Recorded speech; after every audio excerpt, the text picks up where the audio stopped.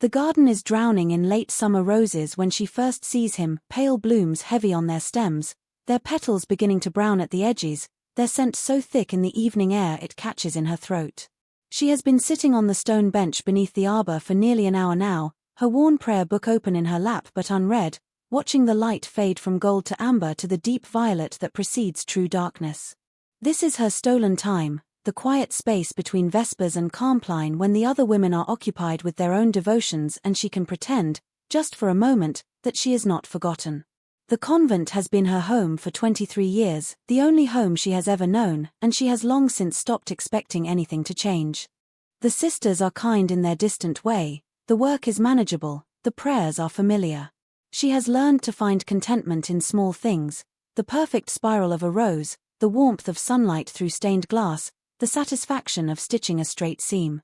She has learned not to wonder about the parents who sent her here as an infant, not to imagine what her life might have been if someone, somewhere, had wanted her enough to keep her.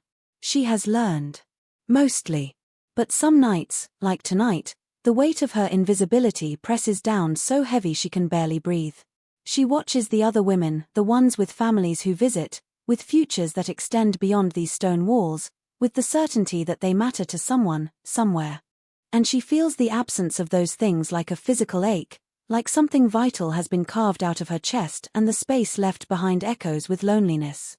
Sister Maria taught her to read when she was 6 years old, recognizing in the quiet child a hunger for something beyond the convent's daily routine. Since then, Serafina has devoured every book in the small library, histories and saints' lives, and the few volumes of poetry the convent possesses. Reading became her escape, her window into a world that existed beyond these stone walls, even if she could never reach it. She is so lost in her melancholy that she doesn't hear the footsteps approaching until a voice speaks from behind her. Forgive the intrusion. The words are cultured and smooth, carrying an accent she cannot quite place, and she startles so violently her prayer book tumbles from her lap into the roses. I didn't mean to frighten you. The sister at the gate said I might find you here. She turns and finds a man standing at the garden's entrance, tall and dark-haired, dressed in the fine clothes of minor nobility, his face cast in shadow by the failing light. Something in her chest does a strange little flip, half fear and half something she has no name for, and she rises quickly from the bench, her hands smoothing automatically over her simple grey dress as if that might make her presentable to someone like him. Forgive me, my lord, I wasn't expecting. The words tangle on her tongue. She has spent her entire life in this place, working in the gardens and the laundry and the kitchen, her hands made strong from labor even as the sisters told her she was too delicate for the outside world. And now she stands here stammering like a child while he watches with an expression she cannot read. Please, don't apologize. He steps forward into the last of the light and she sees his face clearly for the first time. Pale skin, almost luminous in the dusk. Dark eyes that seem to catch and hold the fading day. Features arranged with such symmetry they might have been carved by a master sculptor. He is beautiful in a way that makes her chest tight, that makes her acutely aware of her own plainness, her own unremarkable existence. I'm the one who should apologize for disturbing your peace. I am Lord Cassian Blackwood. I've recently taken residence in the manor 2 miles south, and I've been making the rounds to introduce myself to my neighbors. Oh, it's all she can manage. She retrieves her prayer book from the roses, brushes dirt from its cover with trembling fingers. The leather is cracked and worn, the pages stained with years of use, and she feels suddenly ashamed of its shabbiness, of everything about herself that is shabby and poor and forgettable. I see. That's welcome. Welcome to the valley, my lord. Cassian, please. His smile is gentle, inviting, and does something strange to her heartbeat. And you are? Serafina. She offers the name like a gift she's not certain he wants, her voice barely above a whisper. Just Serafina. I've lived here at the convent since I was an infant. I help the sisters with their work, mending, gardening, that sort of thing. Nothing of importance. Something flickers in his expression, surprise, perhaps, or pity, or something else entirely, but it's gone so quickly she might have imagined it. I would argue that any work done with care is of importance, he says softly, and his voice carries a weight that makes her look up and meet his eyes. These roses, for instance. Someone has tended them with great devotion. They're the most beautiful I've seen in all my travels. That's me. The admission comes before she can stop it, and she feels heat rise in her cheeks. I mean, I'm the one who tends the garden. It's my favorite task. The roses don't. She stops, realizes how pathetic she sounds, but is watching her with such genuine interest that the words spill out anyway. The roses don't ask questions or expect anything beyond water and attention. They don't mind that I'm nobody. They bloom for me just the same. His expression does something complicated, softens and tightens simultaneously, and he takes another step closer. You are not nobody, Serafina. The way he says her name, like it matters, like it means something, makes her throat go tight. She has heard her name spoken thousands of times in this place, always in the same tone of mild indifference, and now here is this stranger saying it like a benediction, and she doesn't know what to do with the feeling it creates in her chest. I thank you. That's kind of you to say. It's not kindness. It's observation. He gestures to the garden, to the roses and the carefully tended beds and the small touches that show someone's love. This is the work of someone who sees beauty and tends it carefully. Someone who gives more than she takes. That's not nobody, Serafina. That's someone worth knowing. She cannot speak past the lump in her throat, can only stand there clutching her prayer book and trying not to cry at this unexpected gentleness from a stranger.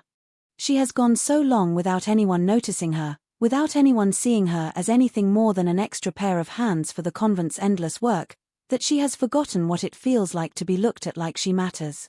I should go. She manages the words finally, though they come out thick and unsteady. It's nearly time for compline and I shouldn't be. Wait. He reaches out as if to stop her, then seems to think better of it and lets his hand fall. Would you permit me to visit again? I find I'm quite lonely in that large manor, and I suspect you know more about these grounds, about this valley, than anyone. I would. He pauses, and something vulnerable crosses his face. I would very much like to see you again. To talk with you. If you're willing. She should say no. Should tell him it wouldn't be proper, that the sisters would disapprove, that she has no business entertaining the attentions of a lord, that people like him don't really see people like her. But the word that emerges is, yes, barely a whisper. An exhale of longing she didn't know she was carrying. His smile deepens, transforms his face into something that steals her breath and makes her feel simultaneously more alive and more terrified than she has ever been. Tomorrow evening, then. Same time, same place. She nods because speech has abandoned her entirely, and watches as he bows, actually bows, to her, as if she were someone worthy of such courtesy, and disappears into the gathering night. Only when she is certain he is gone does she sink back onto the bench, her heart hammering against her ribs like it's trying to escape, her prayer book clutched so tightly her knuckles have gone white. Someone wants to see her again. Someone looked at her plain face and simple dress and saw something worth returning for. Someone spoke her name like it was beautiful. The impossibility of it keeps her awake long into the night, staring at the ceiling of the small room she shares with two other women, replaying every word he said and every expression that crossed his face. She tells herself not to hope, not to believe that this means anything, that he will probably not come back and she should prepare herself for the disappointment. But hope is a stubborn thing, and by the time dawn breaks she has imagined 100 different conversations they might have, 100 different ways he might look at her again with that intensity that made her feel seen. He comes the next evening as promised, emerging from the dusk like something from a dream. She has been waiting for an hour, pretending to read her prayer book while her stomach ties itself in knots, half convinced that she imagined the entire encounter. But here he is, real and solid and smiling at her like she is the reason he came. Good evening, Serafina. His voice is warm, intimate, and she feels her name settle into her chest like something precious. I hope I'm not disturbing you. No. Not at all. I was just. She gestures vaguely at the garden, at her book, at nothing. Sitting. Thinking. May I join you? He waits for her nod before settling onto the bench beside her, careful to leave space between them, respectful of propriety even in this private place. Tell me about your day. What occupies your time when you're not tending these magnificent roses? And so she tells him. Haltingly at first, then with growing confidence as he listens with genuine interest to her descriptions of mending and washing and helping Sister Catherine in the kitchen. Small, mundane tasks that have made up the fabric of her life, rendered somehow meaningful by his attention.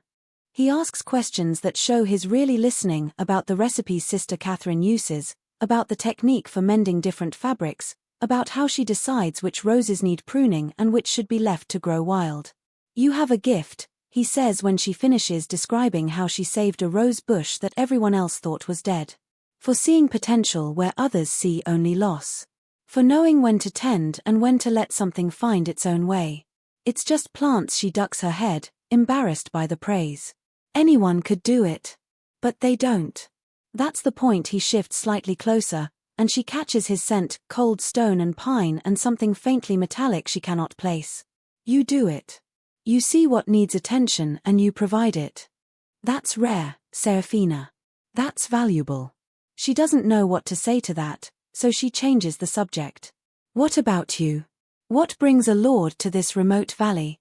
Surely there are more interesting places you could be." Something shadows his expression for just a moment. "I'm tired of interesting places. Tired of courts and politics and people who only see what they can gain from knowing me. I wanted somewhere quiet. Somewhere I could simply exist without performance. And you chose here." She cannot keep the disbelief from her voice. "The middle of nowhere, where nothing ever happens." "I chose here," he confirms, and his gaze holds hers with an intensity that makes her breath catch, because sometimes nothing happening is exactly what a person needs. Sometimes quiet is the greatest luxury of all. They talk until full dark, until Sister Margaret rings the bell for Compline and Serafina reluctantly rises to go.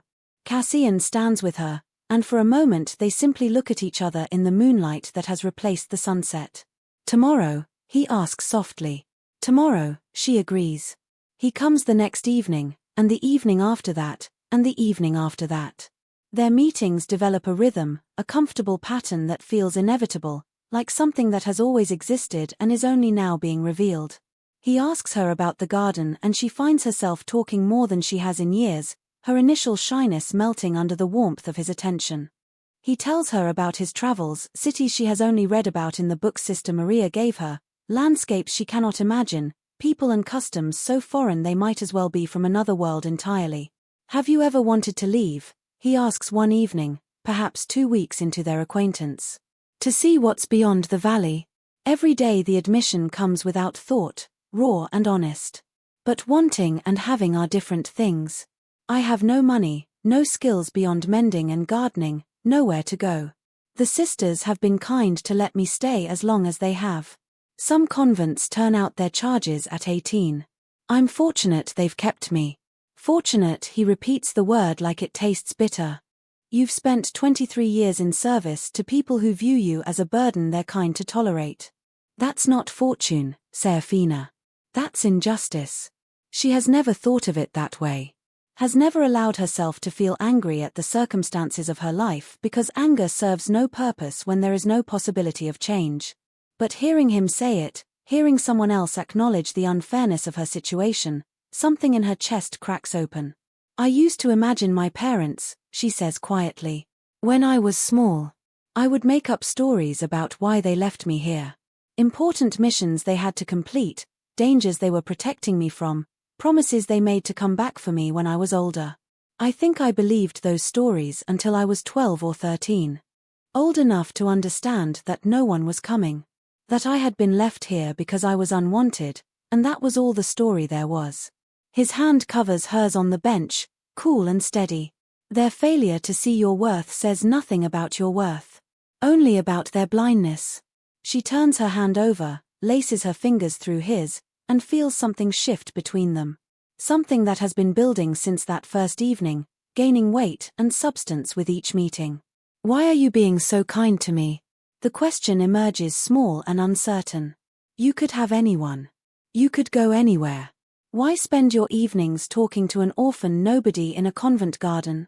"Because when I'm with you, the world feels less heavy." His voice is low, intimate, meant only for her.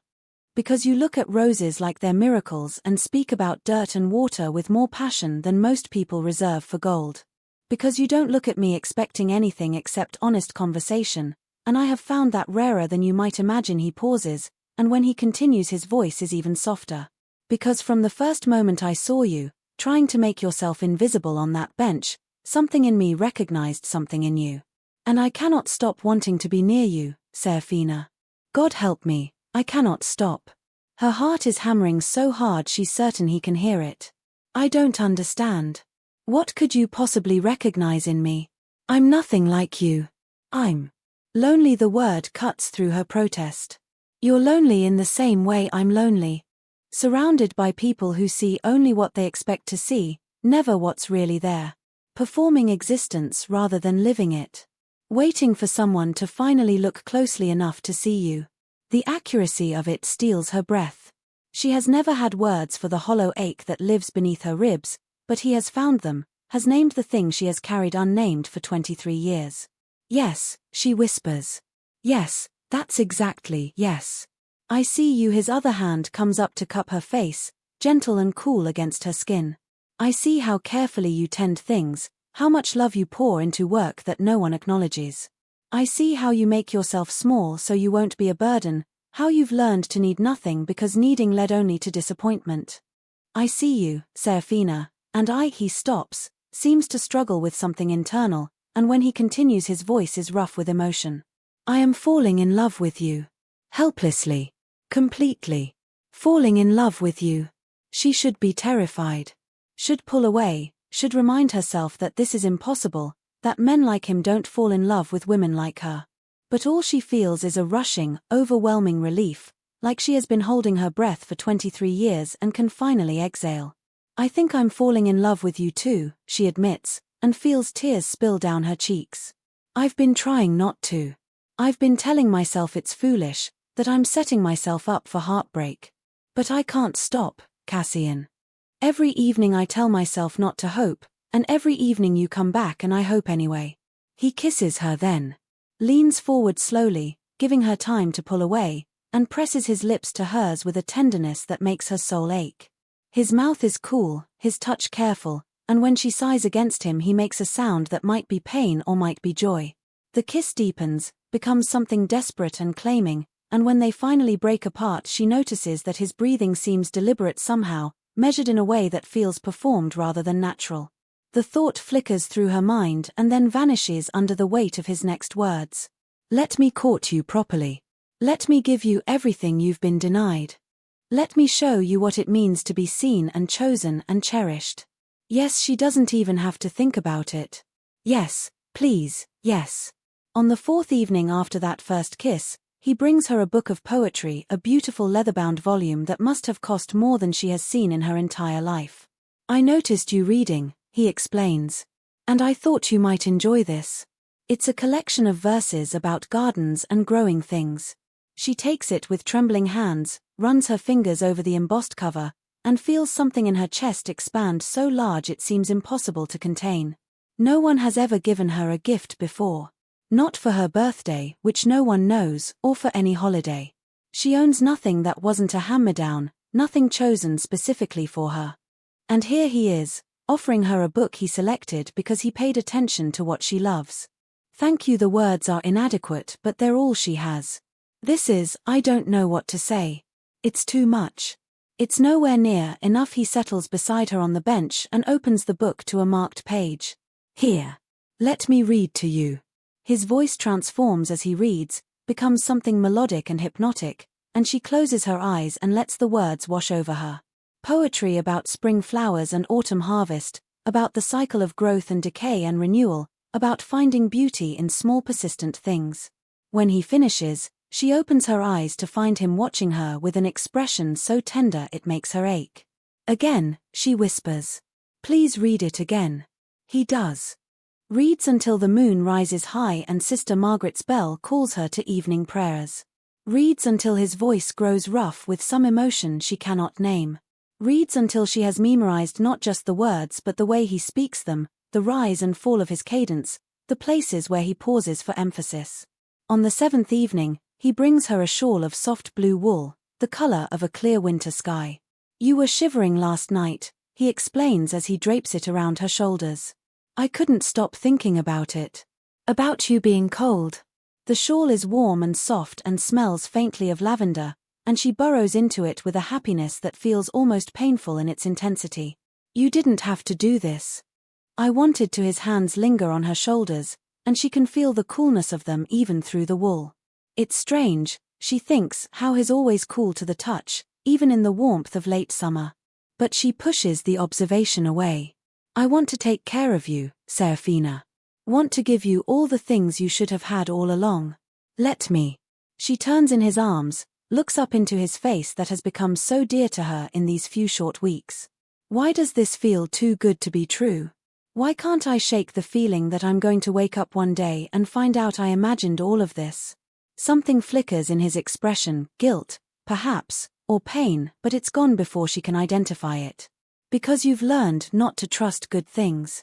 But I promise you, Serafina, I am real. This is real. What I feel for you is real. She wants to believe him. Chooses to believe him, even as some small voice in the back of her mind whispers warnings she refuses to hear. She kisses him, rises on her toes and presses her mouth to his, and feels him shudder against her. The kiss is different tonight, deeper, more urgent, edged with a need that frightens and thrills her in equal measure. When they break apart, both of them are breathing hard, though she notices, now that she's paying attention, that his chest doesn't seem to rise and fall quite the way hers does. She pushes the thought away. Refuses to let it take root. I want, she starts, then stops, unsure how to articulate the longing that has been building in her. I want more than stolen evenings. I want to wake up beside you. I want to fall asleep in your arms. I want. Marry me. The words burst from him, raw and desperate. Marry me, Serafina. Let me give you that. Let me give you everything. Her heart stops.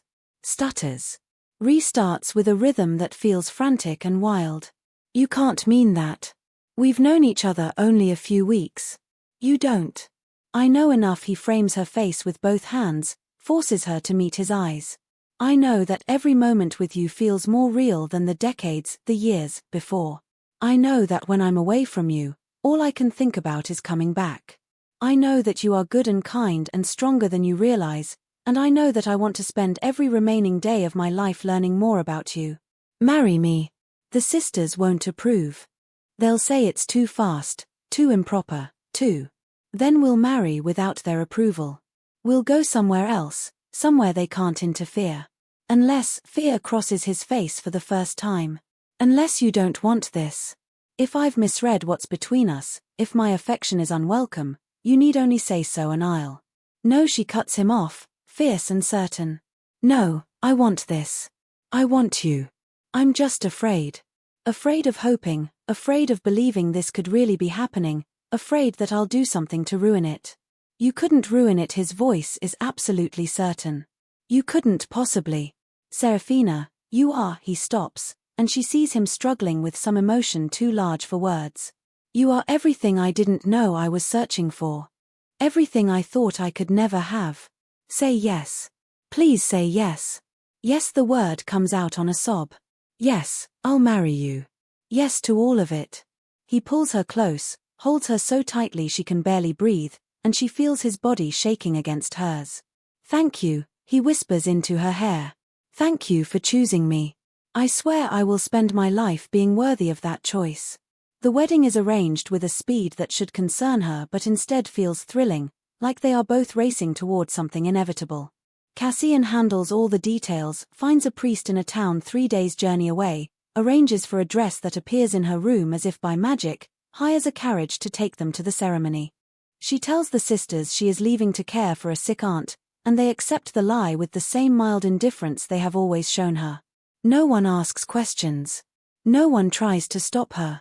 No one seems to notice that she is leaving forever.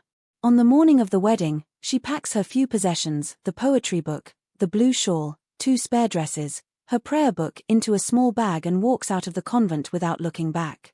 Cassian is waiting at the gate with the carriage, and when he sees her his face does something complicated that might be joy or might be anguish. Last chance to change your mind, he says quietly. I would understand if you wanted to. I'm not changing my mind. She climbs into the carriage without assistance, settles onto the seat, and looks at him with all the certainty she possesses. Take me to become your wife. The journey passes in a blur of landscape and conversation. He tells her about the lodge where they'll spend their first weeks as husband and wife, a place high in the mountains, remote and beautiful and utterly private. He prepared it himself, he explains, spent the last week ensuring everything would be perfect for her arrival. She tells him about her nervousness, about the strange feeling of leaving the only home she has ever known, about the fear and excitement that war inside her chest. He holds her hand the entire way, his cool fingers laced through hers, and she draws strength from his steady presence. The church where they marry is small and old, its stones worn smooth by centuries of weather. The priest is elderly and kind, asking no questions about the hasty nature of the ceremony or the lack of family in attendance. The witnesses are a man and woman from the town locals Cassian found who agreed to witness for a generous payment and promised discretion. They watch the proceedings with curious but friendly expressions, sign the register with care, and afterward the woman presses Serafina's hand warmly. "May you find all the happiness you deserve, my dear," she says, and there is genuine kindness in her eyes. Serafina relaxes slightly. These are just ordinary people helping strangers marry. Nothing sinister. Nothing strange.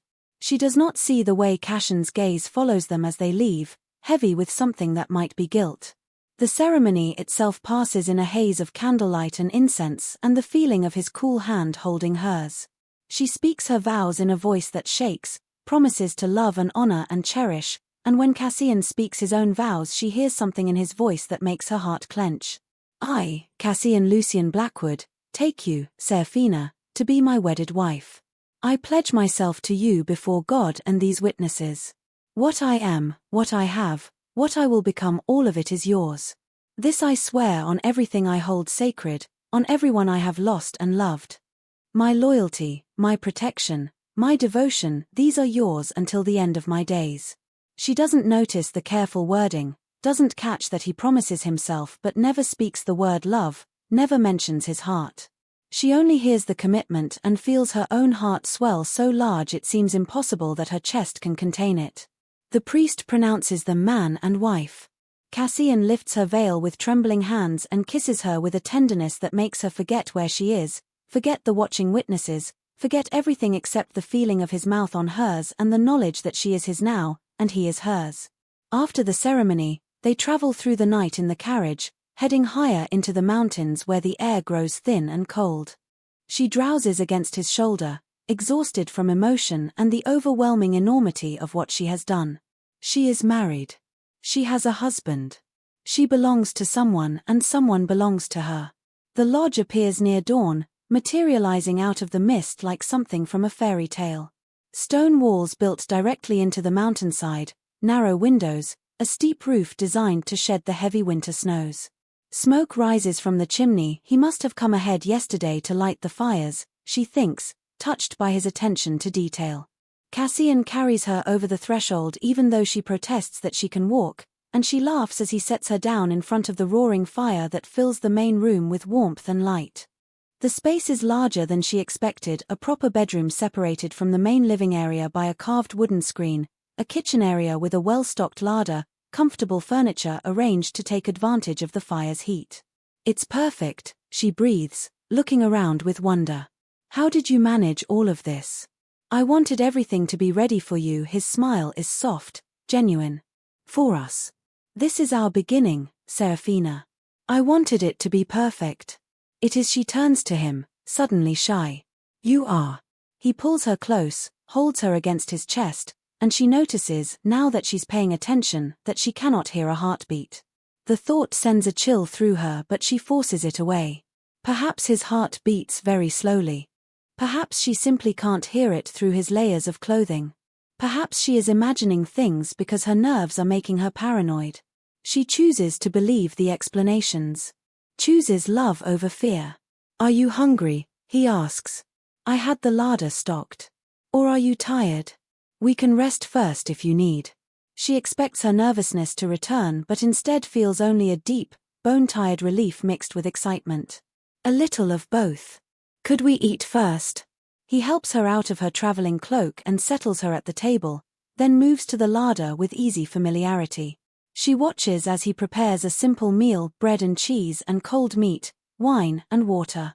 His movements are efficient, practiced, and when he sets the plate before her she realizes how hungry she actually is. As she eats, he sits across from her with his own plate. She notices that he takes very small bites, chews carefully, and seems to struggle with swallowing. When she looks up, concerned, he catches her gaze and smiles. Nervous stomach, he explains with a slightly embarrassed laugh. Being married to such a beautiful woman has left me too excited to eat properly. Give me a few days to adjust. She blushes at the compliment, accepts the explanation, and continues eating. Over the next hour, she sees him manage to consume perhaps a quarter of his food, and each bite seems to require effort. But nerves make sense, she tells herself. Many people lose their appetite when anxious or excited. When the meal is finished and the plates cleared, exhaustion finally crashes over her. Cassian helps her to the bed, helps her out of her dress with careful hands that never stray, helps her into her nightgown. Then, to her surprise, he begins to undress himself, removing his coat and shirt to reveal pale skin that seems to glow in the firelight. "May I join you?" he asks. "I promise, only to sleep. I want to hold you, Serafina. Want to fall asleep with you in my arms. But nothing more. Not until you're ready. Please." She lifts the blanket in invitation. "I want that too." He slides into bed beside her, cool and solid, and pulls her back against his chest. His arm drapes over her waist in a hold that feels protective rather than possessive, and she feels his face press into her hair. She waits for the sound of his breathing to even out, to deepen into sleep, but it never quite seems to. Or perhaps she's asleep before he is. Or perhaps. She stops the thought. Closes her eyes. Lets exhaustion claim her. Sleep comes deep and peaceful, secure in his arms, warm and wanted and chosen. The days that follow develop a rhythm that feels both new and inevitable. Mornings are difficult for him. He says the mountain sun triggers terrible migraines, so they keep the thick curtains drawn until well past noon. She wakes to find him still in bed beside her, his eyes closed, his breathing so shallow she sometimes has to watch carefully for the slight rise and fall of his chest. She tells herself this is normal. Some people sleep deeply. Some people breathe very shallowly. There's no reason to worry. By afternoon he is up and functional, and they spend their time talking, reading, learning each other. He teaches her chess using the beautiful inlaid board he produces from a trunk, shows her strategies and tactics with patience and humor, never makes her feel stupid for her mistakes. When she finally wins a game, genuinely wins, not because he let her, he picks her up and spins her around until she's breathless with laughter. "There," he says, setting her down and pressing a kiss to her forehead. "That's my brilliant wife." She glows under the praise, under his attention, under the simple miracle of being seen. He prepares most of their meals, revealing a surprising skill in the kitchen. But over the first week, she notices patterns that trouble her. He eats very little, forcing down small amounts with visible difficulty. She can see him losing weight, his already pale skin stretched tighter over his bones, his face becoming more gaunt. It's not just nervousness, she realizes. It's something worse. He looks like he's wasting away, like maintaining the pretense of eating is draining something vital from him. When she expresses concern, suggesting perhaps they should find a doctor, he waves her off with practiced ease. It's just adjustment, he assures her. Marriage, the altitude, the change in routine. My stomach will settle. Please don't worry. But she does worry.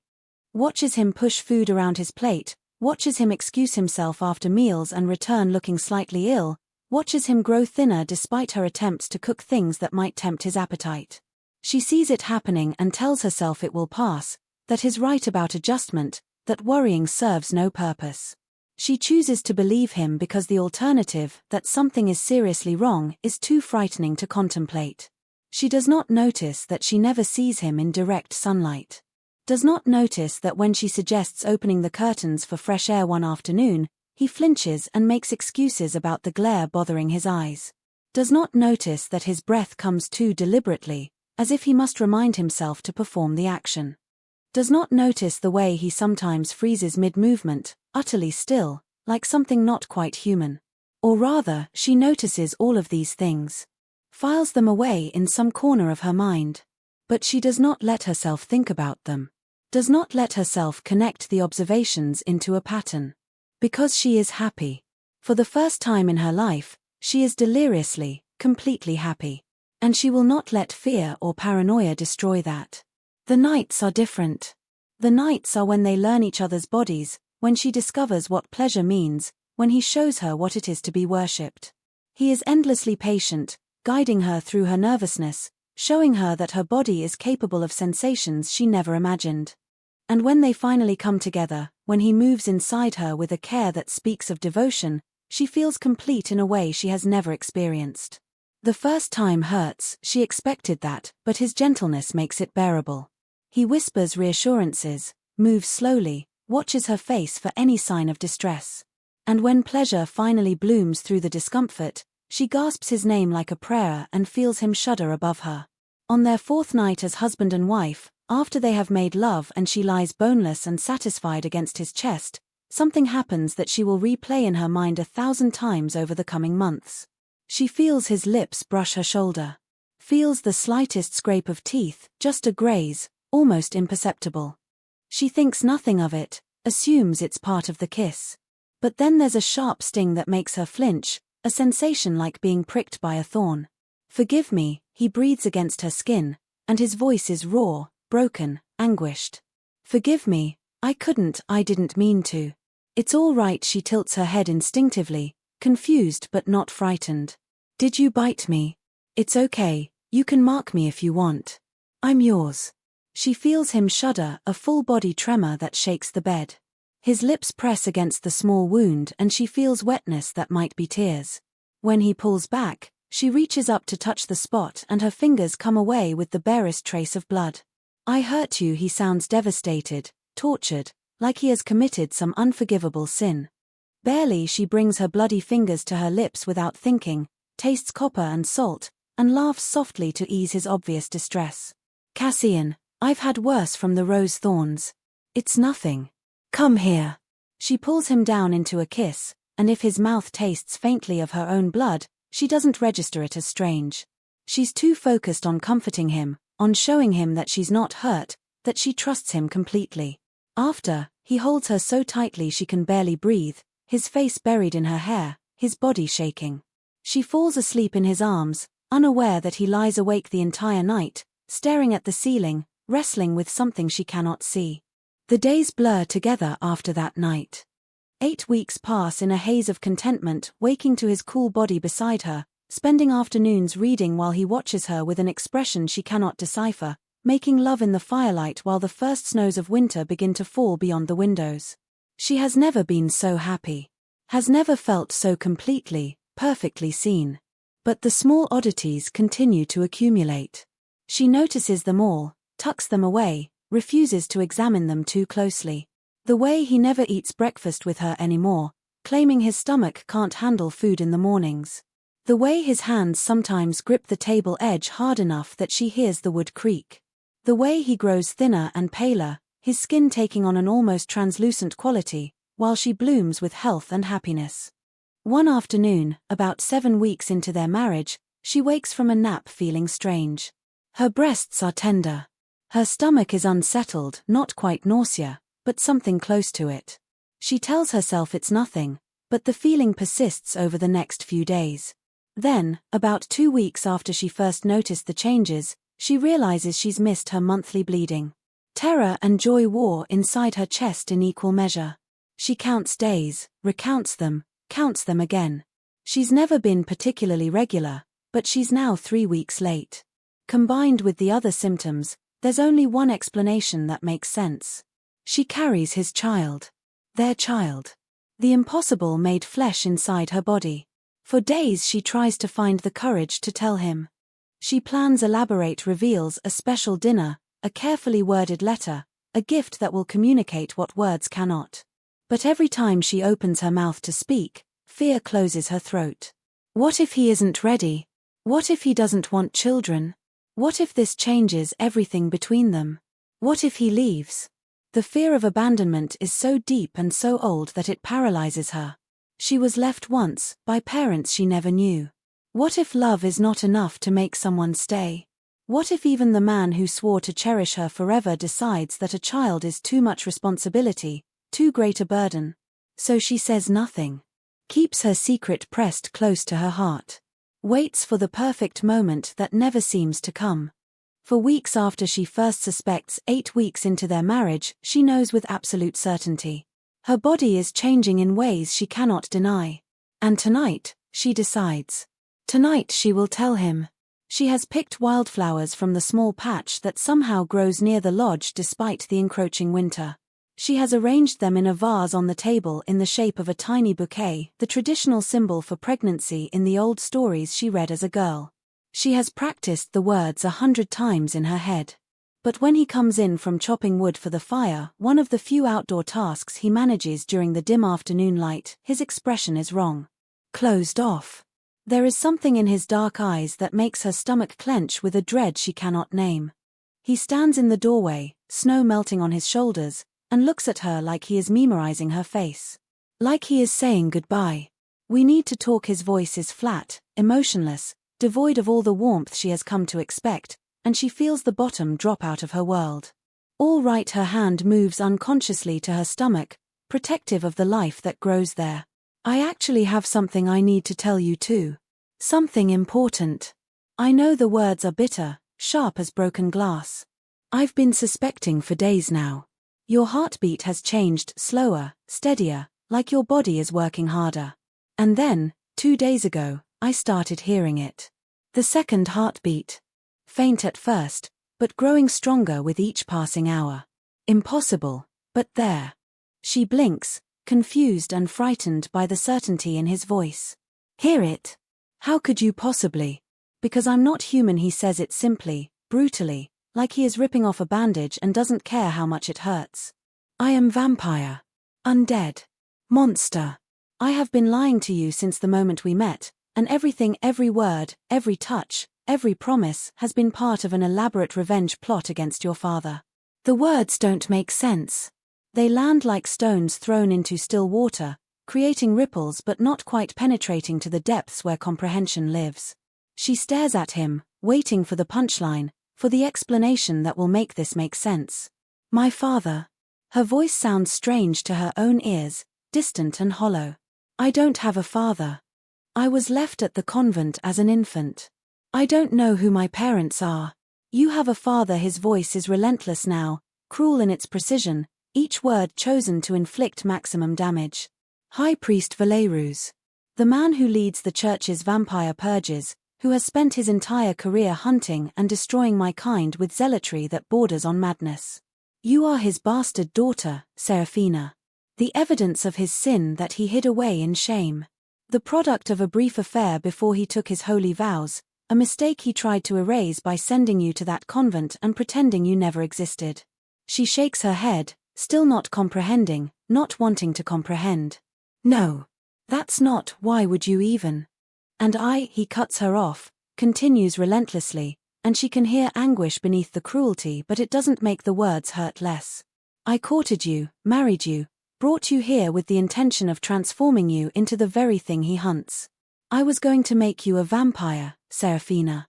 I was going to turn you into an immortal symbol of his hypocrisy, make you live for centuries as the walking proof of his failure. Every moment of tenderness, every gentle touch, every whispered promise, all of it calculated to make you fall in love with me so completely that when I destroyed you, you would shatter utterly. The room tilts. She grabs for the table to keep from falling, her knees threatening to give out, her breath coming in short gasps that don't seem to pull in enough air. No. No, you're lying. This is some kind of sick joke. You're not. You can't be. I am. He moves toward her and she sees it now, sees what she has been refusing to see for 8 weeks. The inhuman grace. The predatory stillness. The way his eyes catch the firelight and throw it back wrong, reflecting like an animal's. 300 years ago, your father led a purge that destroyed my coven. He killed the woman who turned me Irina, who was like a mother to me, who taught me how to survive as what I am, while I watched in silver chains that burned my flesh. I was newly turned, weak, and he made sure I was conscious for every moment. He drove a stake through her heart while she begged him to spare me. Then he burned an entire village, men, women, children, and called the dead martyrs to his righteous cause. I have spent 3 centuries building power, becoming king of my kind, waiting for the perfect revenge. And then I found you. Stop, she is crying now, hot tears tracking down her face, her breath coming in gasps. Please stop. But he continues, merciless, like he needs to purge himself of the words even as they destroy her. The forgotten daughter. The shameful secret hidden away where no one would ever find her. I thought it was perfect. Court her, make her fall in love with me, marry her, and then destroy her in the most complete way possible. Transform her into a monster and reveal everything at once, show her that every moment of tenderness was manipulation, that she means nothing except as a weapon against the man who abandoned her. That her father valued his reputation more than her life, and that the man she loved used her to wound him. The man I'm supposed to believe is my father. Her voice shakes, but she forces the words out anyway, tries to find anger to fight back the crushing weight of grief. A man I've never met, who you claim left me to rot in a convent. Why would I care about his opinion? Why would becoming what you are hurt him if I don't even know him? Because you would be proof of his sin walking the earth for centuries. He steps closer and she backs away until she hits the wall, trapped in her own home. Because the church would have to acknowledge you, would have to deal with the fact that their holiest priest fathered a child out of wedlock and then created a monster. Because every time he looked at you, he would see his own damnation reflected back. Because you would be immortal, Seraphina, living forever with the knowledge that your own father valued his reputation more than your life, and that the man you loved used you as a blade against him. The perfect revenge. The ultimate cruelty. The cruelty of it steals her breath. The elaborate architecture of her destruction. She can see it all now with terrible clarity, every carefully planned moment, every calculated kindness, every false promise. The man she loves doesn't exist. Never existed. Was just a mask worn by something that wanted to use her as a weapon. And the baby. Her hand is pressed flat against her stomach now, holding on to the only real thing left in her fractured world. What was your plan for the baby? Something cracks in his expression, the first genuine emotion she has seen since he started this terrible revelation. Pain floods his face, raw and devastating. There was no plan for a baby because there can't be a baby. Vampires cannot create life, Seraphina. We're dead things. Animated corpses. We can only steal life, corrupt it, end it. What you're carrying is impossible according to every law of nature I understand. It shouldn't exist. But it does. She straightens despite the tears, despite the pain that feels like it's tearing her apart from the inside. Her voice gains strength, turns sharp as any blade. It exists and it's yours, ours, and everything you did to me, you did to this child too. You say you wanted revenge against my father? Congratulations. You succeeded beyond your wildest dreams. You took his daughter, a daughter he never wanted, a daughter he threw away, and you broke her so thoroughly she doesn't know how to keep standing. But you also created life with her, which means some part of what happened between us had to be real. He is shaking his head, backing away like she's the one who is monstrous. No. No, that's not. I didn't mean to. His words are fragmenting, his careful control shattering before her eyes. There's an ancient ritual, a blood covenant so old most vampires don't even know it exists. In the time before the church hunted us so systematically, vampires and humans sometimes formed true partnerships. The covenant was how such unions created life. But the church destroyed that knowledge centuries ago, made sure the world believed we were purely evil, incapable of genuine feeling. I didn't even know it was still possible. He continues, his voice breaking. It must have activated when we, the first night we made love. I was trying so hard to control myself, to hold back my true nature, and I gripped the headboard so hard it splintered. Cut my palms. And when I touched you, my blood must have mixed with yours during the intimacy. Combined with the vows we spoke, with the emotional connection, it triggered something I didn't even know was possible. She stares at him, trying to process this new information. So the pregnancy is because of vampire magic? Some kind of spell? Not a spell. A covenant. He looks wrecked, destroyed. It requires absolute authenticity of feeling to activate. Genuine love from the vampire, willing vulnerability, a sacred commitment willingly made by both parties, and complete emotional openness in the moment of union. It's why it's been lost to time, because most vampires are incapable of that level of genuine feeling. We become too consumed by hunger, by hate, by the emptiness of immortality. And his voice breaks completely. God, Serafina, I fell in love with you. That's the worst part. That's the thing I can't escape. I fell in love with you before I even understood what was happening, and my own heart betrayed my revenge. The pregnancy is proof that what I felt for you that first night, what I've felt every moment since, was devastatingly, irrevocably real. But I couldn't stop the plan. I couldn't let 300 years of hate go even when love was pulling me in the opposite direction. So you chose hate. She cuts him off, her voice steadier than she feels, stronger than she has any right to be. You felt love and you chose hate anyway. That's what you're telling me. Yes, the admission is barely a whisper. Yes. And I have destroyed us both because of it. She looks at him, really looks at him, and sees the truth of what he has laid bare. No more pretense. No more masks. Just a monster who looks human, who feels things humans feel, who made monstrous choices despite that capacity for feeling. All those small things I noticed, she says quietly, and her voice is numb, detached. The way you didn't breathe normally. The way you struggled to eat. The way you were wasting away trying to maintain the pretense. I saw them all. I filed them away. And I chose not to think about them because I was so desperate to believe that someone finally wanted me. I chose blindness, Lucian. I am complicit in my own deception. No, he moves toward her and she holds up a hand to stop him. No, Serafina, you are not to blame for.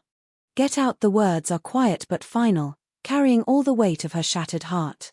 Get out and don't come back. I don't want to see you. I don't want to hear your voice. I don't want your apologies or your explanations or your regret. You wanted to destroy me. Well, you succeeded. I hope it was worth it. I hope 300 years of hate was worth more than 8 weeks of love, because that's what you traded. That's what you chose. Serafina, please, you have to understand. He reaches for her and she flinches away so violently she slams into the wall. Don't touch me. She screams it, the sound tearing from her throat raw and ragged, and she sees him physically recoil. Don't you dare touch me. You don't get to comfort me. You don't get to hold me while I break. You did this. You chose this. Every morning you woke up next to me and chose this. Now get out. He goes. Moves to the door with that impossible speed she now understands, and pauses there with his hand on the frame, his back to her. His shoulders are shaking. I will keep you safe, he says quietly, his voice breaking on every word. You won't see me, but I will make sure nothing touches you. You and the child. I swear it on Irina's memory, on everything I am, everything I have left. I don't want your protection. I don't want anything from you. I know his voice cracks completely. But you'll have it anyway. It's all I have left to give. It's the only way I know to love you now. Then he is gone, and she is alone in the lodge with her shattered heart and her impossible child and the ruins of every dream she let herself believe in. She slides down the wall, wraps her arms around her knees, and sobs until her throat is raw and her eyes are swollen and there are no tears left inside her. The snow falls heavy and silent beyond the windows, blanketing the world in white emptiness that matches the void inside her chest. The fire crackles in the hearth, indifferent to her pain. And inside her, beneath her heart, a second heartbeat pulses steady and strong, proof of a love that was real despite the lie it grew from, proof that even monsters can create something beautiful when they forget, for just a moment, to be monstrous. She doesn't know how long she sits there. Minutes or hours or days, time has lost all meaning in the aftermath of devastation. But eventually the cold seeps into her bones and forces her to move. She cannot stay here. Cannot remain in this place that holds nothing but the ghost of false promises. But outside the snow is falling in sheets, and night is coming on fast, and she is alone in the mountains with no horse, no map, and no knowledge of which direction might lead to safety. She is trapped by weather and circumstance, forced to spend at least one more night in the place where her heart was broken. So she does what she has always done when the world becomes too much. She works. She strips the bed with methodical precision, removing every trace of him, every reminder of the nights she spent wrapped in arms that were only pretending warmth. She builds up the fire because she is suddenly, terribly cold in a way that has nothing to do with temperature. She forces herself to eat because the child inside her needs sustenance even if she feels like she will never want food again. As she moves through these automatic tasks, her mind begins to work again, begins to process what she has learned. A father. She has a father. High Priest Valerus, who leads the church's most brutal campaigns against the supernatural, who is known throughout the territories for his zealotry and his cruelty. The man who abandoned her to hide his shame, who let her grow up believing she was unwanted by everyone rather than claim her as his own. The man whose actions set this whole nightmare in motion. She should hate him. Should rage against the father who left her vulnerable to this revenge. But all she feels is a vast, echoing emptiness. Another person who saw her as something to be hidden, to be ashamed of, to be used. Her father used her absence to maintain his reputation. Lucian used her presence to destroy that reputation. Neither of them ever saw her as simply Serafina, just a woman trying to live a quiet life, just a person who wanted to matter to someone. The baby flutters inside her, the first true movement she has felt, and she gasps at the sensation. Her hand flies to her stomach and she feels it again. Tiny, fluttering, unmistakably alive. "Hello," she whispers to the child who should not exist, her voice hoarse from crying. "Hello, little one. I'm sorry. I'm so sorry you're caught in this mess, sorry your existence is tangled up in hate and revenge and broken promises. But I promise you," her voice cracks but she forces the words out anyway. "I promise I will love you enough for both of us. I will not abandon you like I was abandoned. I will not use you like I was used. You will be wanted. You will be chosen. You will be loved." The baby moves again, as if in response, and despite everything, despite the pain and the betrayal and the shattered dreams, Serafina feels something fierce and protective bloom in her chest. Love. Not for the monster who fathered this child, but for the child itself. For the impossible life that pulses beneath her heart. She spends 3 days in the lodge, trapped by the storm that rages outside, surviving on the food in the larder and the grim determination not to let grief consume her entirely. On the 4th day, the snow stops and pale sunlight breaks through the clouds.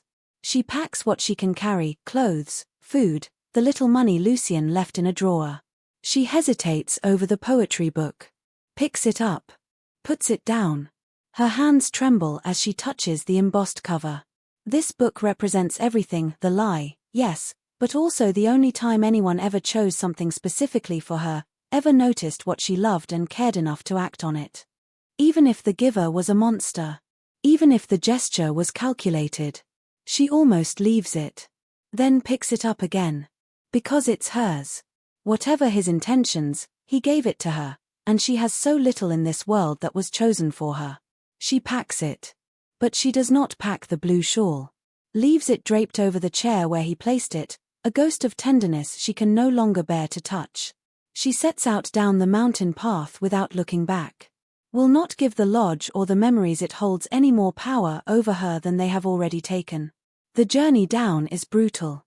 The cold bites through her cloak with teeth of ice, the path is treacherous with frozen snow and hidden ice beneath fresh powder, and her body, already changing, already accommodating the life inside her, tires quickly. Her legs, strong from years of work at the convent, carry her steadily, but she has to stop frequently to rest, to catch her breath, to force herself to keep moving when every instinct says to curl up and surrender to the cold. The main road is clear enough to follow, she can see where travelers have packed down the snow before her. She doesn't need navigation skills, just endurance and the will to keep walking. She stays on the road, knows that eventually it will lead her down to the valley, to civilization, to safety. But exhaustion, pregnancy, inadequate food, and emotional trauma take their toll. By the 2nd day she can barely walk. By the 3rd, she collapses beside the road and lies there in the snow, watching her breath plume white in the freezing air, wondering if this is how she dies. She thinks of the baby, forces herself to stand, keeps walking. What she doesn't see, cannot see, are the threats that should have found her. The wolf pack that tracks her scent for miles, hunger driving them to follow, only to turn away at the last moment with whimpers of fear. The bandits who spot her from their camp and begin to approach, seeing easy prey, only to flee with terror in their eyes from something they cannot see. The vampire who stalks her scent through the forest, drawn by the smell of her blood, before vanishing with a frustrated hiss. She doesn't see the shadow that follows at a distance, ensuring her path stays clear, removing every danger before it can touch her. She doesn't see him because he made a promise that she would never have to see him again, and this is the only way he knows to keep it while still keeping her safe. It takes her a week to reach the first village, and another week after that to find her way to the small town of Ashford. By the time she arrives, she is exhausted beyond measure, hungry in a way that makes her dizzy, and so heartsick she can barely function. An old woman, Mrs. Hartley, a widow who runs a small boarding house, takes one look at her swollen eyes and trembling hands and offers her a room in exchange for help with the household tasks. "You look like you've been through hell, girl," Mrs. Hartley says bluntly, her weathered face kind despite the harsh words. "And you're carrying a baby, unless I miss my guess. Where's the father?" Dead. The lie comes easily, feels true enough. The man she thought she married is dead, replaced by a monster wearing his face. "There was an accident. I have nowhere else to go." Mrs. Hartley studies her for a long moment, and Serafina can see the questions forming about the nature of the accident, about why she has no family to turn to, about the circumstances that led a pregnant woman to arrive alone in winter with nothing but the clothes on her back and a single book clutched to her chest. But then the old woman's expression softens. "We all have our sorrows, child," she says quietly. "And we all have things we'd rather not speak of. I'll ask you this once, and then never again. Are you running from someone dangerous? Is there a man who might come looking for you?" Serafina thinks of Lucien, of his promise to stay away, of the shadow she sometimes thinks she sees at the edge of her vision. "No," she says finally. "He won't come for me. He promised he'd stay away, and I believe that promise is the one true thing he ever gave me." Mrs. Hartley nods slowly. "All right then. You help me with the house and the shop, and I'll ask no more questions you don't want to answer." "Fair." Fair. Serafina feels something in her chest loosen slightly. "Thank you." Mrs. Hartley shows her to a small room under the eaves, barely large enough for a narrow bed and a chair, but it's warm and clean and hers. She collapses onto the bed and sleeps for 16 hours straight, dreamless and exhausted. She builds a new life from fragments and determination. She takes in mending, helps Mrs. Hartley sell herbs and simple remedies in the market, saves every coin she can for the day when the baby comes. She does not let herself think about Lucien, does not allow herself to wonder if he really is keeping watch or if that was just another lie. She focuses on survival, on the life inside her that grows bigger every day. Mrs. Hartley is kind but respectful of boundaries. She asks no more questions about Serafina's past, offers no judgment about her circumstances. When the townspeople whisper, and they do whisper, about the pregnant woman with no husband, about the mysterious circumstances of her arrival, Mrs. Hartley defends her fiercely. "Girl's a widow," she says sharply to anyone who dares comment in her hearing. "Lost her husband in a terrible accident and has no family to turn to. Show some Christian charity or keep your tongue still." The whispers don't stop entirely, but they quiet. Ashford is a more progressive town than some, used to travelers and strangers, and eventually Serafina becomes simply part of the landscape, the quiet young widow who helps Mrs. Hartley and keeps to herself. They develop an easy companionship built on routine and mutual need. Mrs. Hartley needs help she can no longer provide herself, and Serafina needs a safe place to bring her child into the world. The months pass. Autumn surrenders to winter's full grip. Her belly swells, round and obvious, and she feels the baby kick and turn and hiccup. Each movement reminds her that love is possible even in the wreckage of betrayal, that something good can grow from poisoned roots. She thinks sometimes about the man who wore Cashin's face, about the rare moments when his mask slipped and she saw genuine anguish underneath. She wonders if he really did love her, or if even that was just another layer of the deception. She wonders if it matters. She decides it doesn't. Love that leads to such cruelty is not love worth having. On a cold morning in early spring, 6 months after she fled the lodge, Serafina is in the market buying eggs when she feels eyes on her. She turns, her hand automatically going to her swollen stomach, and sees 3 men watching her from across the square. They wear the dark cloaks and silver medallions of church hunters. Their gazes are fixed on her belly with an intensity that makes her blood run cold. She knows, somehow, that they have found out. The church has been investigating, searching for High Priest Valerus's illegitimate daughter after rumors surfaced about his youthful indiscretion. They tracked her from the convent to this town, and now they've put together enough pieces to suspect that something is wrong with her child. She turns to run, but they are already moving, cutting off her escape with practiced efficiency, herding her toward the alley where no one will see what happens next.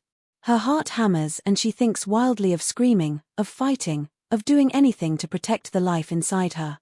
"Easy, girl," the tallest one speaks, his voice deceptively gentle despite the blade visible at his hip. "We're not here to hurt you. We just have questions about the father of your child." "I don't know what you're talking about." Her voice shakes, but she holds her ground, one hand pressed protectively over her belly. "My husband died months ago in an accident. I'm just trying to survive long enough to bring his child into the world. Please, I haven't done anything wrong." Your husband, the second hunter, younger than the others with kind eyes that don't match the weapon he carries, shakes his head slowly. "The one a shepherd saw carrying a woman into a mountain lodge last autumn, a pale man who moved with unnatural grace. The one who was never seen during daylight hours, who left no tracks in the snow? That husband." Her heart hammers against her ribs so hard she feels dizzy. "How do they know? How could they possibly?" "He's dead," she repeats, putting every ounce of conviction she possesses into the words. "Whatever he was, he's gone now. The child is innocent. Please, just let me." "The child is an abomination." The third hunter speaks for the first time, and his voice is cold, certain, carrying the weight of absolute conviction. "Half vampire. A monster waiting to be born. The church cannot allow such a creature to live. It goes against the natural order, against God's law, against everything we stand for." "No," she backs against the wall, her arms wrapping around her belly in futile protection. "No, you can't. He's innocent. He hasn't done anything wrong. He hasn't even been born yet. Please, I'll go away, I'll take him somewhere you'll never find us, I'll raise him to be good, just please don't." Step away from her. The voice comes from behind the hunters, low and deadly and achingly familiar, and Seraphina's heart stops. Lucian emerges from the shadows at the alley's mouth, and she sees him clearly for the first time as what he truly is. No attempt to appear human now, his skin is marble pale, almost glowing in the dim light of the alley. His eyes are utterly black pools that reflect no light, endless and ancient. And when he speaks she sees the fangs, sharp and white and undeniable. He is terrifying. He is beautiful. He is the monster who destroyed her life and the father of her child, and she doesn't know whether to scream for him to save her or to run from him as fast as she can.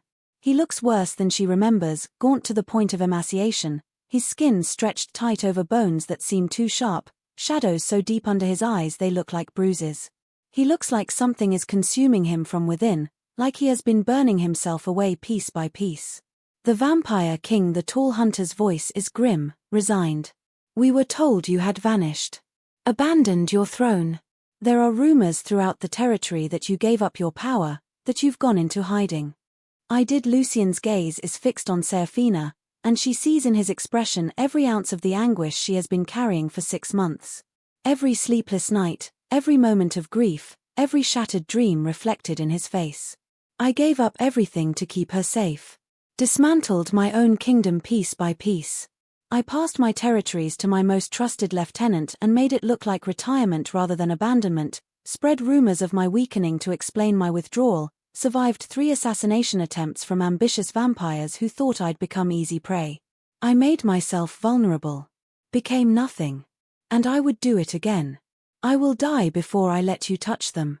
"Then you'll die." The third hunter moves with surprising speed, his blade flashing silver in the dim light, and Lucian doesn't even try to dodge. He stands there, arms at his sides, and waits for the blade to fall. "No." The scream tears from Seraphina's throat before she can think, before she can stop herself. She lunges forward, getting between the blade and the monster, her hands raised in desperate, foolish protection. "Stop. Please, stop." The blade halts an inch from her chest. The hunter stares at her like she has lost her mind, like she is the most incomprehensible thing he has ever witnessed. Move, girl. You don't know what he is. You don't understand what he's done. I know exactly what he is. Her voice is steadier now, powered by a fury she didn't know she possessed, by 6 months of surviving and a fierce determination to protect the life inside her. He's a liar and a manipulator, and he broke my heart so thoroughly I didn't think I could survive it. He used me as a weapon against a father I never even knew I had. He planned to destroy me for revenge, and he succeeded in ways I'm still discovering.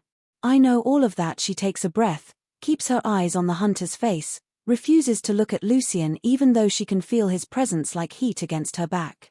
But I also know that for the last 6 months, he has been following me, protecting me from threats I never even saw. He has been removing every danger before it could touch me, has been ensuring that I could survive long enough to bring our child safely into this world.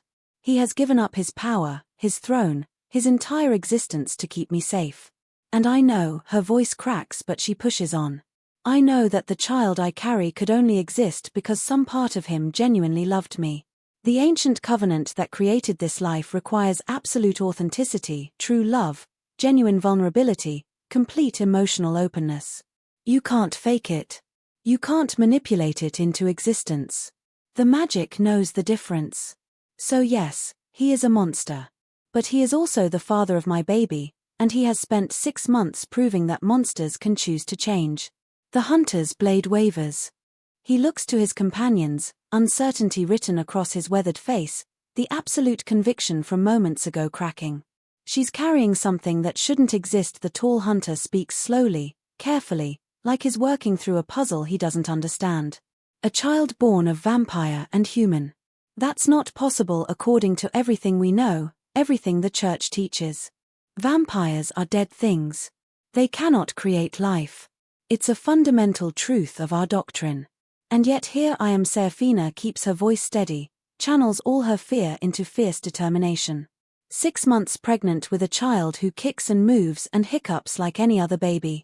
If he was truly an abomination in the way you claim, wouldn't I be dead? Wouldn't this pregnancy have killed me by now? Wouldn't I be transformed or corrupted or destroyed? But I'm not. I'm human. I'm alive. And my son, she stops, realizes she's claimed a gender she doesn't actually know. And my child is alive and growing strong. Doesn't that tell you something about God's will? Perhaps it tells us that we don't know everything. The young hunter with kind eyes steps forward, sheathes his blade with deliberate care. Perhaps it tells us that God's creation is more complex than the church has taught us. I've never encountered anything like this. A half-vampire child where the mother remains human and healthy, where the pregnancy itself seems blessed rather than cursed. He looks at his companions. If this pregnancy truly violated God's law, wouldn't there be signs? Wouldn't the woman be suffering? But she's thriving. The child is thriving.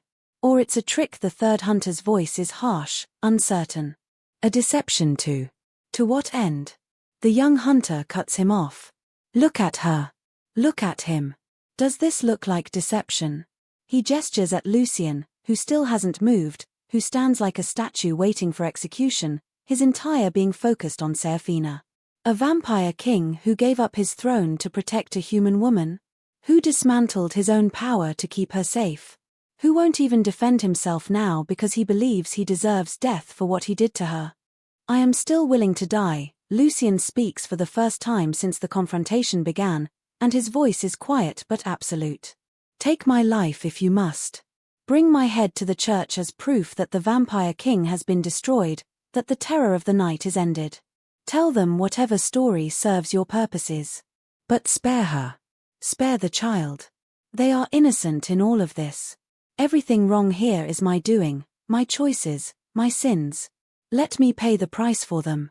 It's all I ask. It's more than I deserve. His right. The words leave Serafina's mouth before she fully processes them, and she hears herself defending the man who destroyed her with a conviction that surprises her. Whatever happened between us, whatever he did to me, the baby is blameless. This child didn't ask to exist. Didn't choose his parents or the circumstances of his conception. He's just. She presses her hand to her stomach where the child has begun to kick, agitated by her fear and elevated heartbeat. He's just a baby who deserves a chance to live. To grow up and make his own choices about what kind of person he'll be. Don't punish him for his father's sins. Don't kill him for the crime of existing. The three hunters exchange long looks, a silent conversation passing between them in glances and small gestures. The young one speaks quietly to his companions, gesturing at Seraphina's belly, at Lucien's emaciated form, at the entire impossible situation before them. Finally, the tall one nods slowly, coming to some decision. This is beyond our authority to judge. We've never encountered anything like this in all our years of hunting. The theological implications alone, he shakes his head. We will report this to the church. Let them decide what should be done about a half-vampire child and the king who gave up everything for a human woman. Let the scholars and theologians debate whether this represents corruption or, he pauses, seems to struggle with the words. Or whether it represents something else entirely. Something that challenges what we think we know about the nature of vampires and the possibility of redemption. He turns to Seraphina, and his voice softens slightly. We will recommend mercy for you and the child. You are clearly a victim in this, whatever else is true. And the child, he looks at her belly with something that might be wonder. If such a thing can exist, perhaps God has purposes we cannot fathom. Then he looks back at Lucien, and his expression hardens. But you, if you ever take a human life again, if you ever return to your throne, if you ever give us any reason to hunt you, we will show you no mercy. We will show you no quarter. And next time, no pregnant woman will be able to stand between you and our blades. Understand? I understand completely. Lucien's voice is thick with emotion he's not trying to hide. Thank you.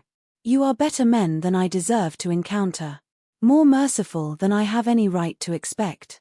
I will not waste this chance. The hunters leave, and Seraphina is left standing in the alley with the monster who fathered her child. The silence between them is vast and heavy with everything that has been broken and cannot be easily repaired. For a long moment, neither of them moves. Neither of them speaks. Then Lucien takes a careful step back, putting more distance between them, respecting the boundary she needs.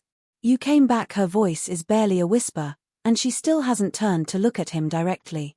I never left. He stays where he is, doesn't try to approach. I've been following you since the day you walked away from the lodge. Keeping you safe from the shadows. Making sure nothing could hurt you or our child. I told you I didn't want your protection. I know. But I gave it anyway because it was all I had left to offer. He looks at her stomach, at the visible swell of the child, and something in his expression breaks completely. Pain and longing and desperate hope wore across his gaunt face. You said son to the hunters. You know? I don't know. I feel like it's a boy. But I could be wrong. She wraps her arms around her belly, protective. Even if I'm right, that doesn't change anything between us. The words are harsh but her voice wavers, and she knows he can hear the uncertainty beneath the anger. I did fall in love with you. The words burst from him, desperate and raw. Seraphina, please, you have to believe me. I did fall in love with you. Before I even understood what was happening, before I could stop it or control it, I fell completely and irrevocably in love. The plan was always to destroy you, but somewhere in those 8 weeks at the lodge, destroying you became destroying myself. Every morning I woke up next to you and told myself that today I would execute my revenge, and every morning I chose to wait one more day because I couldn't bear to end what we had. Because being with you felt more real than 3 centuries of existence. Because you made me remember what it was to feel something other than hate. Then why did you do it? The question tears out of her, the one she has been carrying like a stone in her chest for 6 months. If you loved me, if it was real, why did you tell me? Why did you destroy everything? Because 300 years of hate doesn't disappear just because you fall in love. His voice is raw, honest in a way that hurts to hear. Because every time I looked at you, I saw her, Irina, the woman your father killed. Because I was so twisted up inside I couldn't tell the difference between justice and cruelty, between honoring the dead and destroying the living. Because I was a coward who couldn't choose love over revenge even when love was the only thing that had made me feel alive in 3 centuries. Because I thought I owed it to Irina to complete what I started, and I didn't understand until it was too late that she would have hated what I'd become in her name. She taught me compassion, and I repaid her memory with cruelty. She finally turns to look at him fully. Really looks at him for the first time since that terrible night 6 months ago. He is skeletal, his pale skin drawn so tight over his bones that he barely looks human anymore. There are shadows under his eyes that speak of endless months without rest. His clothes hang loose on his wasted frame. He looks like he is being consumed from within by something that will not let him rest. "You look terrible," she says quietly. I feel worse. A ghost of a smile crosses his face, but it doesn't reach his eyes. Turns out destroying the only good thing in your life, then spending 6 months watching from the shadows as she suffers the consequences of your choices, is not conducive to peace. Or to maintaining any pretense of vitality. Good, the word comes out harsher than she intended, but she doesn't take it back. Then, softer, "You're starving yourself, aren't you?" "Not feeding. I feed enough to survive. To maintain the strength to protect you." His voice is matter-of-fact. "But I take no pleasure in it. I take no more than I must. It feels like the least I can do, to suffer as you've suffered." That's not. She stops herself.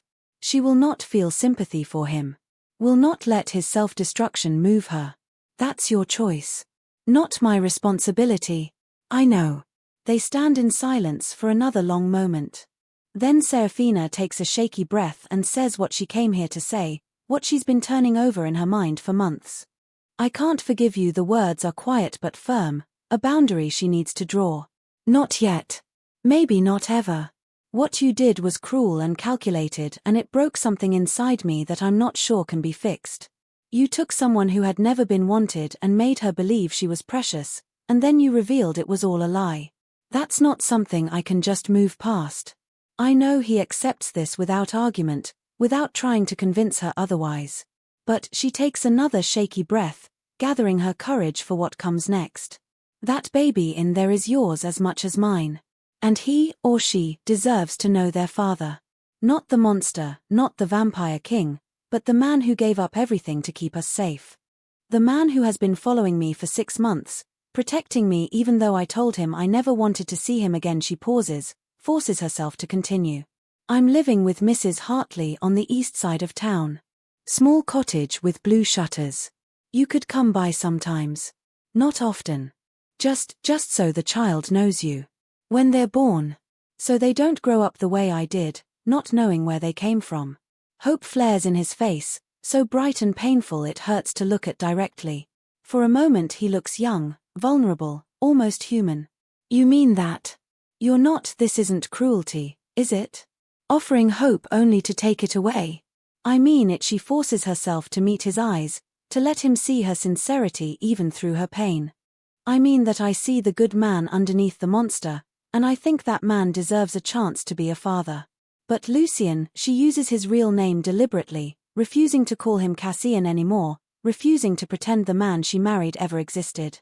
"If you hurt us again, if you lie to me even once, if you do anything to make me regret offering you this chance, I will find a way to destroy you myself. I will dedicate whatever remains of my life to it. I will become the weapon you tried to make me, and I will use it against you. Do you understand?" "I understand completely." His voice is thick with gratitude and relief and determination all tangled together. "Thank you. Thank you, Serafina. I swear to you on Irina's memory, on everyone I've lost and loved, on the centuries I've walked this earth, I will spend the rest of my existence proving that I can be worthy of this gift. I will be the father our child deserves, and I will." He stops, seems to struggle with the words. "I will earn back your trust. However long it takes. Whatever I have to do. Even if it takes the rest of your natural life. Even if you never fully forgive me. I will keep trying." She nods, suddenly exhausted by the weight of this conversation, by the emotional toll of the last hour. Her back aches, her feet hurt, and all she wants is to go home and lie down. "I need to go. Mrs. Hartley will be worried." "Can I?" He hesitates, and she sees vulnerability in his face that reminds her painfully of moments she thought were real. "Can I walk you home? I promise to keep my distance, but I want to make sure you get there safely." She should say no. Should maintain firm boundaries. Should not give him even this small thing. But her feet hurt and her back aches, and the idea of walking alone after everything that just happened feels overwhelming. And despite everything, despite all the lies and all the pain, some part of her still feels safer when he's near. That thought frightens her. But she is too tired to fight it. Fine. But stay 5 paces behind. And don't try to talk to me. He nods, and she turns and begins walking. True to his word, he follows at exactly 5 paces, silent as a ghost. She feels his presence like a weight between her shoulder blades, protective, desperate, hopeful. She doesn't turn around. Doesn't acknowledge him. But she doesn't tell him to leave either. When she reaches Mrs. Hartley's cottage, she stops at the gate and finally looks back. He stands in the street, and she notices with a start that although the sun is setting, casting long shadows across the cobblestones, he's positioned himself where the last rays of weak sunlight can touch him. His skin doesn't smoke or burn, but she can see him flinch slightly, can see the pain it causes him, a deep discomfort, like standing too close to a fire, but bearable. "How are you?" She gestures at the fading sunlight, confused. "You said morning light gave you terrible headaches. But you're standing in the sun." Weak sunlight, filtered and fading, is bearable. Painful, but bearable. For a little while his voice is quiet. Strong, direct sunlight, the morning sun through windows, midday sun in open spaces that would burn me. Cause real damage. But this. He holds up a hand, and she can see his skin reddening slightly, like a bad sunburn developing in fast motion. "This I can endure. For you. To show you I'm here." She doesn't know what to say to that, doesn't want to be moved by his willingness to suffer. So she changes the subject. "Tomorrow evening. After full dark. You can knock on the kitchen door. We'll talk about what comes next. For the baby." His expression transforms, becomes something radiant and painful simultaneously. Joy and agony and desperate hope all mixed together. "Thank you. I'll be there. I promise. I won't let you down again." She goes inside without another word, closes the door behind her, and leans against it while her heart hammers and tears stream down her face. She doesn't know if she's crying from pain or relief or fear or all three at once. She only knows that she has taken the first fragile step toward something that might be forgiveness, might be reconciliation, might be nothing but more heartbreak. But she has taken it. And tomorrow evening, when he knocks on the kitchen door, she will open it. Will let him in. Will begin the slow, painful work of building something new from the ruins of what they were. For their child. For the impossible baby who is proof that even the deepest hate cannot completely extinguish love. For the future that waits, uncertain but theirs to shape. She rests her hand on her swollen stomach and feels the baby kick in response, strong and steady and alive. Whatever happens, whatever path they walk from here, that life will be protected. Will be loved. Will be given every chance to be more than the sum of his parents' mistakes. And perhaps, she thinks as she wipes her tears and moves toward the kitchen where Mrs. Hartley is preparing dinner, perhaps in teaching their child to be good, they will learn to be good themselves. Perhaps in raising this baby together, broken monster and shattered human, they will find their way back to what was real beneath all the lies. Perhaps. It's a small hope. A fragile thing, as delicate as the first flowers of spring. But it's enough to keep breathing, enough to face tomorrow, enough to believe that love, however poisoned at its root, however built on lies and revenge, might yet grow into something worth keeping. She touches her stomach again, feels her child move beneath her hand, and whispers a promise into the quiet kitchen. "We're going to be all right. I don't know how, and I don't know when, but we're going to be all right. All three of us." And somewhere in the gathering dusk, a shadow moves through the streets of Ashford. No longer king but not quite nothing. No longer the man who planned elaborate revenge but not yet the father he hopes to become. Just a broken creature trying to learn what redemption means, trying to figure out how to live with what is done, waiting for tomorrow evening when he will knock on a kitchen door and begin the long, impossible work of earning something he doesn't deserve. But he will try. For the rest of his existence, however long or short that may be, he will try. Because love, real love, the kind that creates life against all possibility, the kind that survives betrayal and still offers a second chance, demands nothing less than everything. And for the first time in 300 years, he has found something worth giving everything for. He steps back into the shadows as the last light fades, and begins the long wait until darkness falls and he can knock on that door. Until he can begin the work of becoming someone worthy of the gift he's been given, the chance to be a father, the possibility of redemption, and the faint, fragile hope that someday, somehow, the woman he destroyed might look at him without pain in her eyes. It's more than he deserves. But he will spend every remaining day of his immortal life trying to earn it. Because that's what love is. Not the lie he told. Not the revenge he plotted. But this, the daily choice to do better, to be better, to keep trying even when forgiveness seems impossible.